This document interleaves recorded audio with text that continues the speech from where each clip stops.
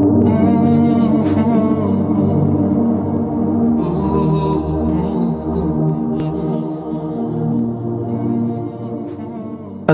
আলাইকুম ওয়া রাহমাতুল্লাহ।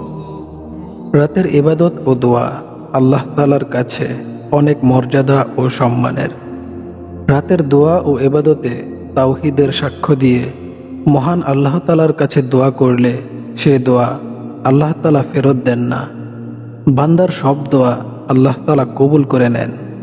হাদিসে এসেছে, রাসূল সাল্লাল্লাহু আলাইহি ওয়াসাল্লাম বলেছেন, যখন তোমাদের কেউ রাত জেগে আল্লাহ তাআলার কাছে দোয়া করে, আল্লাহ তাআলা তার দোয়া কবুল করে নেন। আর যদি ওই ব্যক্তি ওযু করে এবং নামাজ আদায় করে, তবে সে নামাজও কবুল করা হয়। সহিহ বুখারীতে হাদিসটি বর্ণিত হয়েছে। দোয়াটি হলো, লা ইলাহা ইল্লাল্লাহু লা শারীকা লাহু লাহুল মুলকু ওয়া লাহুল হামদু ওয়া হুয়া আলা কুল্লি শাইইন কাদির।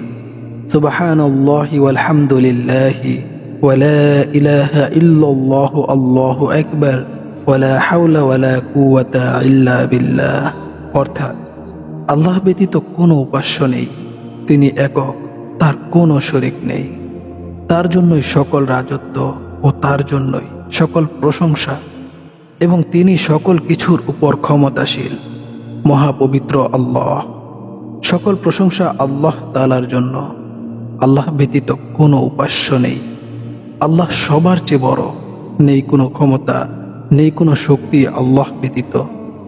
এরপর নিজের মনের দোয়া, নিজের মনের বাসনার কথা আল্লাহ তাআলার কাছে বলবে। সবশেষে বলবে, রব্বি গফিরলি, রব্বি গফিরলি, রব্বি গফিরলি। অর্থাৎ, হে আমার রব, আমাকে ক্ষমা করুন। হে আমার রব, আমাকে ক্ষমা করুন। হে আমার রব, আমাকে ক্ষমা করুন।